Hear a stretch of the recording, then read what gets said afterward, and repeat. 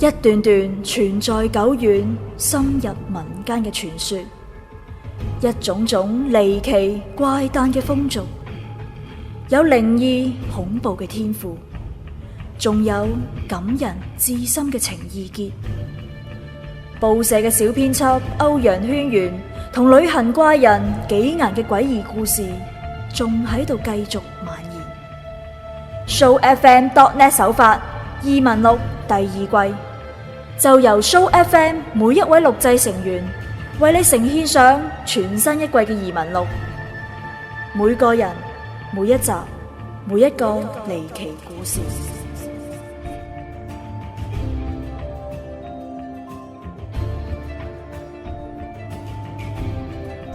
第49夜，養狐。上回就講到，我經歷咗節野同埋佢嗰啲奇怪嘅禮盒之後，就回歸到我往常嘅生活。一連落咗幾日嘅大雨，到咗今日終於見到好天。雖然風吹過嚟嘅時候仲係覺得有啲凍，但係街上面行人嘅氣息就已經好咗好多，大家精神爽利。講實在，咁好嘅天氣，唔去親近下啲花花草草就真係嘥晒啦。郊外有座山，號稱係咩省級旅遊景點。我諗住趁住仲有啲假期，應該叫埋嗰幾條友去爬下山，咁應該幾盞鬼嘅。但係當我興下合咁提出呢個 idea 嘅時候，冇諗到嗰兩條粉腸一啲反應都冇。親友，我冇興趣喎，你仲細啊？呢度要同大家囉嗦一句，黎晶自從喺第25夜犧牲咗自己跳入懸崖之後，響第42夜，佢通過一啲特殊嘅技法，將自己嘅靈魂寄託咗響呢一具8、9歲大嘅軀體入邊。當佢用佢嗰把同思維完全唔搭嘅聲音回應我之後，就轉過身想去企高攞本書，但係個書架好高，佢趷高腳尖都攞唔到，就乾脆坐翻喺度唔喐啦。死靚仔啊，正因係冷到生蘑菇啊！我忍唔住喺個心裏邊鬧咗句，而紀岩就伸咗個懶腰。是但啦，反正都已經嘔咗一段時間啦。好，咁就咁決定啦。我叫埋阿樂雷同李多。我好興奮，但佢兩個就冇咩響應，算係默認啦。我轉頭去揾李多佢哋，同嗰兩條粉腸相比，李多佢哋嘅反應就令人舒服得多啦。好啊好啊，仲要野餐同埋露營噶。望見李多嗰個興奮樣，搞到我心打咗個突。呢次真係要全程夾住佢先得啦，萬一俾佢搞出啲咩大頭佛咪死。上山野營要準備嘅嘢唔少，兩個女仔就爭住負責咗食品嗰部分，而我哋三個唔係，準確嚟講應該係我同埋紀岩就去負責準備帳篷啊、睡袋之類嘅戶外用品，而黎晶就企喺一邊，好輕佻咁及實我哋。嗱，咪話我唔提醒你啊！上到山要小心上面啲狐狸啊！黎晶失驚無神咁整咗句，搞到我莫名其妙。我望咗下佢，又望咗下紀岩，紀岩笑咗一笑，冇咩嘅。不過佢講得啱，而家正係啲狐狸生仔嘅時節。其實大多數狐狸都好驚人，佢哋好警覺，對幼子嘅保護性好高。一有咩風吹草動，佢哋就會一家大細咁搬竇。咁嘅狐狸其實係冇咩危險嘅。不過另外有一種響山入邊嘅狐狸仔，就千祈唔可以去招惹佢哋啦。佢哋叫，話口都未完，就聽見有人嚟敲門啦。開門一睇，原來係李多同埋樂雷佢哋大包細包拎住啲食嘢企喺外邊。搞掂晒啲嘢，我哋準備出發。從呢度去郊外仲有一段距離，不過紀岩點都唔肯坐車，我就問佢啦：咁點啊？我哋過去先啊？咁咪要等你好耐？未等佢出聲，坐喺旁邊嘅黎正就單單打打咁話啦：佢識縮地術又識神行，你使乜擔心佢喎？話唔埋部車未到，佢都到咗啦。我心諗，頂，有冇咁神啊？你估西遊記咩？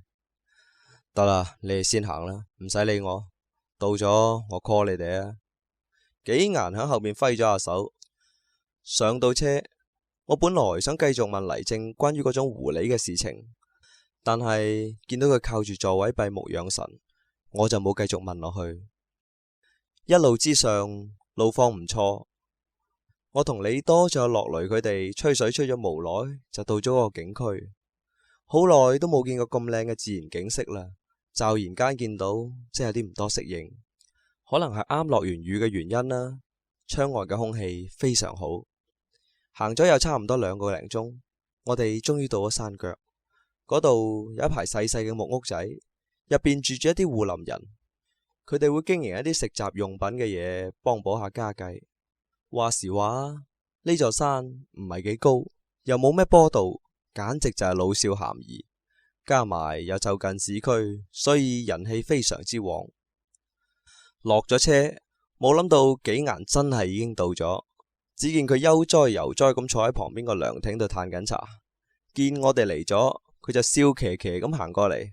講真啦，我真係有啲羨慕佢，有啲咁誇嘅本事，連車費都慳翻。我就講笑咁講啦，喂，乾脆教我2招啊！點知紀顏就將我拉埋喺耳邊度細細聲講，呢種嘢唔係話教就教噶，而且用一次好嘥精力。我響個涼亭度啊，差唔多唞咗成半個鐘，而家都仲未唞順條氣。而且之前都同你講過啦，學遁甲之術要承受常人無法忍受嘅辛苦噶。我心諗1夜7次咁辛苦咯，咪大把人想去試。不過諗落又係嘅，世界上任何嘅事情都存在住平衡，脫離一平衡，自然就要加倍付出啦。言歸正傳，我哋一行人有講有笑，沿住山路往上面行。由於啱落完雨啊，人唔係好多，除咗我哋之外，仲有2個好奇怪嘅男人。呢2個男人，其中一個身材高大，着住紅黑色嘅格仔外套，背脊上面孭住一個長方形嘅盒，通體漆黑，就好似裝提琴嗰啲盒咁。我就覺得奇怪啦，乜會有人嚟呢啲地方度練琴嘅咩？不過諗落又係嘅，人哋玩藝術，梗係有啲與眾不同噶啦。如果唔係，嗰啲就叫俾藝術玩啦。另一個戴住頂黑色鴨舌帽，着住個黑色皮褸，手度仲拎住一個黑色大膠袋。佢身材矮肥，神情好古怪。2個人都戴住副墨超，仲要將條衣領戙到好高咁，根本睇唔清佢哋生咩樣。佢哋好安靜咁行喺我哋前邊，偶然閒談2句，但係就好小心。我哋幾乎聽唔到咩實質性嘅語句。我自然就冇點將佢2個放喺心度啦。但係黎正就好似對前面嗰2條友好感興趣。咁我問佢啦，喂，你成日及住人哋做乜嘢啫？你唔覺得佢哋好奇怪咩？都唔似係嚟旅遊嘅，反而似係嚟搵嘢多啲喎。黎正指住高嗰個男人講一句咁嘅嘢，我一睇，果然只見高嗰個男人喺度左望右望，一味留意住附近嘅草叢。哼，死蠢材，唔係諗住打佢哋主意啊嘛？黎正就忽然冷冰冰咁整咗句咁嘅嘢出嚟，我一時都未搞明白，啱想問就俾阿李多叫住咗。喂，你哋唔好顧住傾偈啦，俾啲紳士風度得唔得啊？我好攰啦，你幫我拎下嘢啦。冇計啦，我拎嘢，所以就變咗係紳士。佢個紀顏哥哥因為係紳士，所以就唔使拎嘢。走到半山，嗰2條友轉咗去另一個方向，向住更僻靜嘅地方走過去。金雲就連我都起疑心啦。中午時分，我哋行到山頂，有啲攰啦，陽光就好到無倫啦，似乎山頂嘅地方真係離太陽近啲嘅。雨後嘅青草俾太陽一曬，散發出啲類似薄荷咁嘅味道。李多同樂雷就行開咗，諗住去採集啲菇枝，準備煮飯。但係佢哋返嚟嘅時候，手裏邊冇一啲可以用嚟煮飯嘅嘢，佢係攬住咗一隻小動物。呢隻小動物大概有1隻手掌咁大，同啱生落嚟啲狗仔差唔多，個嘴又長又尖，雙眼好細，緊緊咁眯埋，兩隻耳仔喐下喐下，全身火紅色，好靚。喺啲陽光嘅照射下邊啊，閃閃生光。不過佢嘅後腳好似受咗傷，仲有啲血滲出嚟添。你睇下佢幾可憐。李多攬住嗰隻嘢，輕輕咁撫摸住佢個頭。嗰隻嘢似乎受到啲驚嚇，俾李多攬住就不停咁喺度震。我就問啦，呢啲係咩嚟噶？紀顏同黎正一望到就大驚失色，連忙衝咗過嚟。喂，你做乜帶咗黑狐翻嚟啊？我一聽，原來佢個名叫做黑狐，但係明明佢係紅色噶。你睇下佢幾慘，我啱啱去執柴嗰陣就已經見到佢，附近仲有一隻中咗槍死咗嘅母狐狸，都唔知係邊個，咁殘忍都有嘅。佢哋係為咗黑狐嘅皮啊！我哋將隻狐狸仔放咗喺堆衫上面，簡單咁為佢包紮咗一下。好彩只不過係皮外傷，並冇傷到骨，估計係應該係俾啲子彈擦傷嘅。但係由於佢啱啱出世無耐，隻眼都未睜開，所以顯得十分虛弱。我帶咗啲牛奶嚟，用手點咗啲就餵佢食。嗰隻嘢應該係餓好耐啦，伸出條脷舐咗下我手指，我覺得有啲痕，但係有啲嗨。紀顏見我哋有啲疑問，就同我哋解釋咗一下。狐狸按毛色分好多種，一般我哋見到最普通嗰啲叫做紅狐、赤狐或者係草狐，高級啲嘅就係藍狐同雪狐，亦都叫做白狐。但係真真正正稀有嘅就係呢一種黑狐。黑狐嘅皮膚有好多變化，啱啱出世嘅時候同普通狐狸冇乜兩樣，但係成年之後就會變咗黑色。響黑狐細個嘅時候，佢頭頂有一執黑色嘅頭髮，所以非常容易辨認。但係佢呢一身咁靚嘅皮就帶俾咗佢哋無窮嘅麻煩，因為佢哋嘅皮好值錢。聽講用黑狐皮製成嘅披肩可以減緩皮膚嘅衰老，但係由於黑狐好勁，只有響狐狸乸啱啱生產完，力量減退，人先有辦法獵殺到佢哋，而且專門獵殺狐狸乸同埋啱啱出世嘅狐狸仔，靠佢哋嘅皮毛嚟賣錢。所以狐狸乸每次生仔，其實都係冒住極大嘅生命危險嘅，甚至當佢哋發現幼子有危險嘅時候，佢哋會故意改變自己嘅模式嚟吸引注意，等佢個仔逃跑啊！紀顏用手抱起咗隻狐狸仔，同李多講：我哋都係快啲揾到佢隻狐狸公，將呢隻仔俾翻佢。如果唔係，狐狸嘅報復好可怕。講完，佢嗌李多帶住我哋去佢發現狐狸仔嘅地方。行咗無耐，我哋就喺個草叢嗰度發現有一條死咗嘅狐狸乸，不過佢嘅皮已經俾人剝咗去，睇嚟捕獵者係跟住血跡嚟到呢度㗎。紀顏望住嗰隻啱食飽咗瞓喺衫度嘅狐狸仔，嘆咗口氣，唉，攬住佢又冇辦法，但如果掉咗，即使唔俾啲盜獵者捉住，佢哋都好難存活落去。的確，一時之間，我哋都唔知去邊度揾到隻公狐狸，而且捕獵者恐怕就喺附近。咁點辦啊？不如我哋帶佢返屋企啊！洛雷一聽到呢個提議，亦都即刻贊成。係咯，我哋養住先咪得咯。我哋先落山啦，以後再算啦。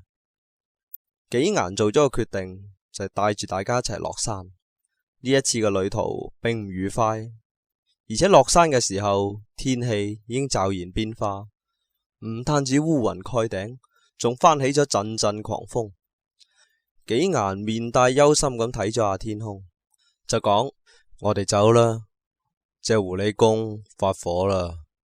咁等隻狐狸仔好翻，我哋快啲送翻佢翻嚟咪得咯。我同紀顏講咗我嘅諗法，而且提出由我嚟照顧呢隻幼狐。須知道我喺鄉下嘅時候都成日照顧啲小動物，咩雞鵝鴨啊。不過講實話，養狐狸我就真係第一次，所以非常興奮。你話養狐狸喺屋企喎，幾架勢啊！雖然冇咩經驗，但好彩我哋有百度啊嘛。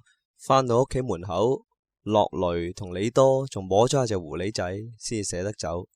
唔好意思，廣告返嚟更精彩。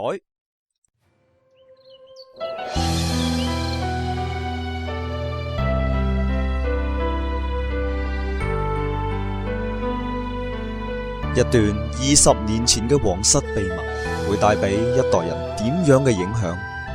回皇上，呢個就係滴血認親嘅結果，請皇上親自過目。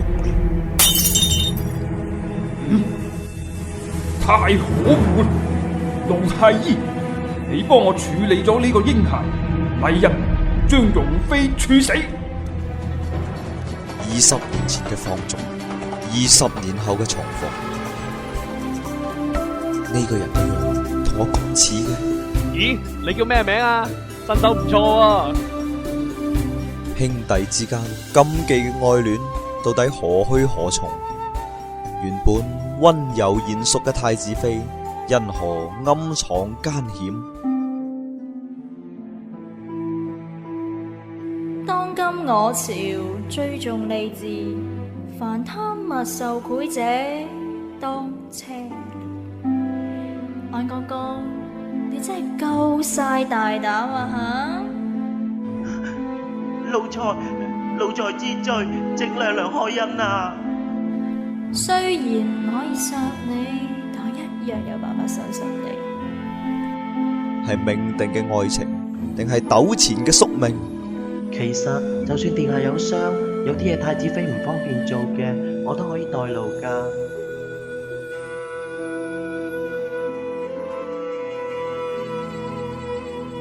殺戮之下，係權力鎮壓愛情，亦話真愛感動上天。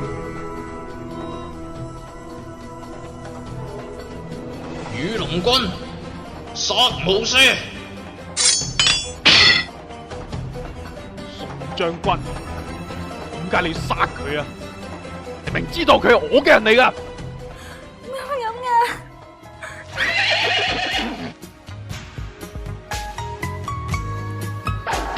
我終於知道咩叫做愛。有人話接近祖兒嘅人注定一世流離，而我只係流離咗半生，但卻得到咗一生嘅愛。蘇 FM 網絡電台首發。琉璃馬 BL 原著099，由倫哥仔全新改編，細蚊風花雪月，倫哥仔再度攜手演繹。本作將於近期推出，敬請留意。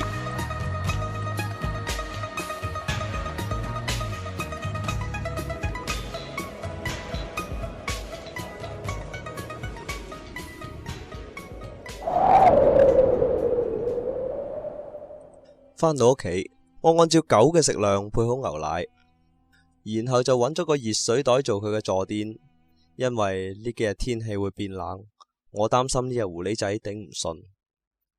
我用一隻木盒做咗佢嘅竇，但好多時我想將佢抱入去，佢就喺我身度震騰騰，低聲咁叫，佢嗰啲聲音好似蘇蝦仔，好微弱，但係有強烈嘅穿透感。所以我好多時候抱住佢同我一齊喺床度瞓，慢慢佢就會喺我膊頭嗰度伏好，然後就唔再叫，好滿意咁挨住我個頭瞓着。雖然係瞓着，但係佢嗰個尖鼻就係咁捐我耳仔。睇嚟狐狸中意捐窿嘅天性係冇辦法改變嘅。咁一嚟我就提前體會到做老豆嘅辛苦啦。每日瞓覺嗰時又怕扎到佢啦，又怕嘈醒佢喎。幾日之後，我嘅精神好差，隻眼都變咗熊貓眼。但係望見隻狐狸仔一日一日咁大，我非常之開心，因為佢身上面有一股原始嘅野獸同埋青草混合嘅味道，雖然唔難聞啊，但係就好奇怪，所以我決定幫佢起咗個名叫做臭臭。由於我餵養嘅方法仲算得當啊，10日之後，臭臭居然擘大咗雙眼。佢一雙眼好似藍寶石咁靚，成眼碌碌咁望住我哋。睇唔出你養小動物係有一手喎。臭臭嘅正常生長堅定咗我養佢嘅決心。不過隨住佢嘅傷好返，我知道我同佢分別嘅日子好快就嚟臨。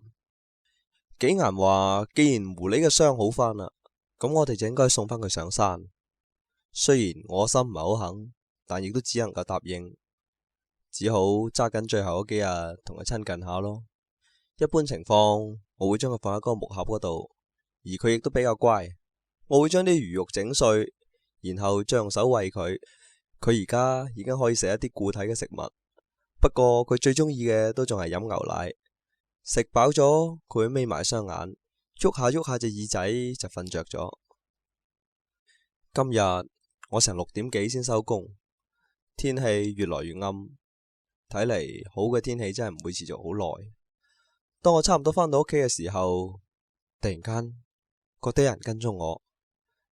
我偷偷擰轉頭望望，發現嗰個人好面熟，咁先諗起，嗰條粉腸就係嗰日喺我山嗰度見到嘅2個人之中其中一個。雖然佢戴住帽啊，但係佢嗰塊鞋抽面，我一眼就認得出。佢雙手插袋，耷住個頭，係咁向我行過嚟。我梗係唔笨啦，就開始帶佢遊花園。就嚟到屋企嘅時候，嗰條友已經俾我揈甩咗。我鬆咗啖氣，啱想攞條鎖匙出嚟開門，突然間我雙手嘅手腕俾人捉住咗。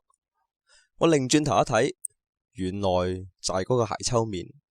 佢除咗副墨超，側住個頭，雙眼好似甲亢病人咁樣突晒出嚟，個嘴唇喐咗兩喐，講幾句嘢，將佢交出嚟。你講咩啊？我都聽唔明你講咩。縮手唔該。我用力戳咗幾戳，但係就發現佢好大力，我戳都戳唔喐。快啲交翻佢出嚟！如果嗰個鞋抽面已經講唔落去，好似好辛苦咁樣。呢個時候又有另一個人衝咗過嚟，我認得佢。呢個肥仔就係嗰日同呢個鞋抽面一齊上山噶嘛。個肥仔望見嗰個鞋抽面就走過嚟，一嘢執住佢衫領，起勢咁揈。我就乘機掙扎，掹翻隻手出嚟。只聽見嗰個肥仔就講啦：你條仆街，你將賣皮嗰啲錢一個人吞晒啊！搞到我揾你揾咁多日。我話你聽啊，你張張地就拎翻晒啲錢出嚟。如果唔係，我頭都擰甩你啊！嗰個鞋抽面俾肥仔揈到西康咁。肥仔揈咗一大輪，見佢冇咩反應，就慢慢冇咁火啦。咁嗰條友先至好怪異咁擰轉個頭。我之所以話佢怪異啊，因為佢個頭係180度咁轉過嚟，仲聽到咁樣嘅聲音。我唔知係因為天色比較暗，定係因為肥仔火遮眼，佢居然冇注意到啲咁騎呢嘅情況。但係我就真係睇到咗，忍唔住向後褪咗一步。你話咩皮啊？咁嘅場景太過詭異啦！一個人條頸俾人扭斷咗，居然仲可以講嘢，嗰種聲就好似條氣管俾人叉住咁樣講出嚟嘅聲音一樣。肥仔繼續戚高住佢衫領，頭惡惡咁同佢講：你話咩皮？呢條粉腸仲喺度扮嘢係嘛？咪就係嗰張狐狸皮咯！都講好咗，我賣俾個富婆噶嘛，8成係呢條友仔一個人吞晒錢。我話你聽啊，你今日唔將我份孭翻晒出嚟，我連皮都煎埋你啊！肥仔講完就舉起沙煲咁大拳頭諗住揼落去啦，但係拳頭舉到半空，佢就停住咗啦。個鞋抽面突然間擘大個嘴，佢擘大口嘅程度超出咗任何人類嘅範圍。叻係咪咁叻出嚟啊？從我嘅角度睇嚟，佢嘅下巴應該係甩咗臼，甩臼到連啲骨都突埋出嚟。跟住個鞋抽面同個嘴嗰度嘔咗一大紮銀紙，全部都係100蚊100蚊一張嘅。不過上邊黐住好多胃液，濕濕立立，好多都係咬爛咗嘅，一片一片。個地下當堂多咗一大堆錢。嗰個肥仔雖然鈍啊，但到咁樣嘅情況，佢都知道有啲唔妥啦。佢放開咗個鞋抽面，一步一步係咁向後退。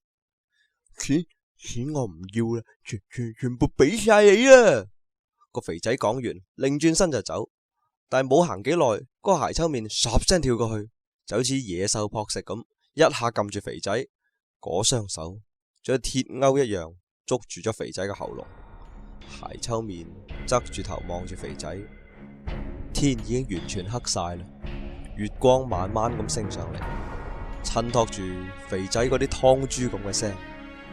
我清楚咁睇見，當月光照到鞋抽面身上嘅時候，佢個身起咗變化，佢個身好似着晒火咁樣一直燃燒，但係嗰啲火佢係黑色嘅，同嗰啲月光映襯起嚟，顯得好詭異。終於啲火熄咗，我睇見有一隻黑色嘅狐狸，就算唔計佢嗰條大尾啊，佢個身比任何一個成年人都仲要巨大。漆黑色嘅毛閃閃發光，銀色嘅爪死死咁抓住肥仔條頸。只見呢隻黑狐慢慢張開個嘴，然後就奇快無比咁唰聲咬佢。肥仔連一都冇一聲，條頸就俾佢咬斷咗。我眯埋眼，擰歪頭唔敢睇。但係當我擘翻開隻眼嘅時候，嗰隻黑狐已經企咗喺我面前。佢面無表情，係咁揈住佢一條尾，嗷嗷聲咁叫。我見到佢嘅牙齒仲帶住肥仔嘅血同埋啲肉碎，嗰雙藍色嘅眼係咁夾實我。我知道只要俾呢種野獸夾實，我喐佢一定會快過我喐。呢個時候，我房度響起咗臭臭嘅叫聲。咁我先諗起呢個鐘數好似應該餵佢食奶咯。而黑狐亦都好似感覺到啲咩，佢雙眼同臭臭一樣都係啲淡藍色，然後佢就轉過身望向臭臭嗰邊，眼度流露出一啲溫情。去將隻狐狸仔抱出嚟啦！唉，我終於聽到呢把熟悉嘅聲音，係幾顏啊！佢氣何氣喘咁扶住埲牆，慢慢企到我身邊。而呢個時候，黑狐擰翻個頭過嚟，露出棚牙，夾住幾眼。幾眼亦都立即拉開架勢，雙眼鎖定黑狐，一人一獸就咁樣對峙住。我發現佢兩個嘅眼神有啲相似，唔知係咪我嘅錯覺呢？但忽然黑狐皺咗下眉頭，然後就退開咗兩步，又喐個頭望住我。響幾眼嘅催促之下，我將臭臭從房度抱咗出嚟。佢實係好餓啦，一下就捉住咗我嘅手指，唔肯鬆口。但係當佢望見外面嘅黑狐，佢嗰個身又開始震，震得非常厲害。臭臭對住黑狐叫咗幾聲，黑狐亦都從我喉嚨嗰度發出幾句聲音回應佢。我將臭臭放喺地下，佢就岌下岌下咁跑過去黑狐嗰度，一邊跑一邊就喺度吱吱吱吱咁叫。由於佢啱啱識得行路啊，所以行到想跌想跌咁。黑狐見到就收起棚牙，然後就用口擔起咗臭臭，再望咗我哋一眼，就轉身慢慢行走咯。我睇見佢哋嘅背影消失喺黑夜裏邊，我依稀睇見臭臭仲不時擰轉頭嚟望下我，但我顧唔得失落啊，因為身邊仲有一個死唔斷氣嘅幾顏喺度。佢睇上去好虛弱，塊面都白晒。哎呀，嗰個一定係狐狸仔嘅老豆。黑狐家族裏邊，狐狸公嘅力量最強，不過就好少露面。我前嗰幾日就感覺到黑狐嚟咗市區，我估佢實會順住你啲味揾到過嚟，所以就即刻趕過嚟。好彩俾我趕到。唉，我冇乜嘢，就係啲耐力損耗過度啫。我唞下應該冇事。果然佢喺我地下度坐咗一陣，面色就好翻唔少啦。我望住地下肥仔嗰具屍，有啲奇怪就問啦：點解明知啲黑狐報復咁強烈，啲人仲係要去捉佢嘅？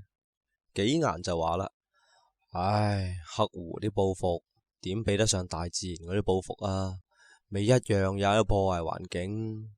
有時候錢擺喺眼前，嗰啲人就管唔到咁多噶啦，總係覺得自己會僥倖。其實凡係捉黑狐嘅人，冇一個係有善終嘅，包括嗰啲買黑狐皮嘅人，嗰啲所謂着上黑狐皮就可以返老還童嘅傳說，係真係傳說嚟噶，而且嗰啲購買者先至係成件事嘅源頭。姚明都話啦，沒有買賣就沒有殺害。如果唔係因為啲購買者，邊有人會咁瘋狂唔要命去殺黑狐啊？咁你啱先同隻黑狐對視係咩回事啊？唔係對視，係佢有啲嘢要話俾我知啫。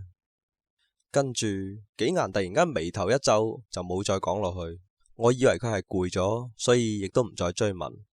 我本來仲擔心肥仔條屍應該點樣處理，但阿紀岩話根本唔需要擔心，凡係俾黑狐咬死嘅人都會俾黑色嘅火焰燒到死無全屍。果然，當我再次出屋嘅時候，肥仔條屍已經唔見咗，地下嗰度只係剩翻一具模糊不清嘅人形痕跡。嗰幾日，我偶然間睇到一則新聞，一個有錢佬嘅老婆喺晚宴嘅時候，身上邊有一件名貴嘅皮草突然間着火，好奇怪，啲火係黑色嘅，唔知點解啊！嗰件皮草一直黐住喺佢條頸嗰度，點除都除唔甩，結果呢個貴婦個頭就俾鑑生燒成咗灰燼。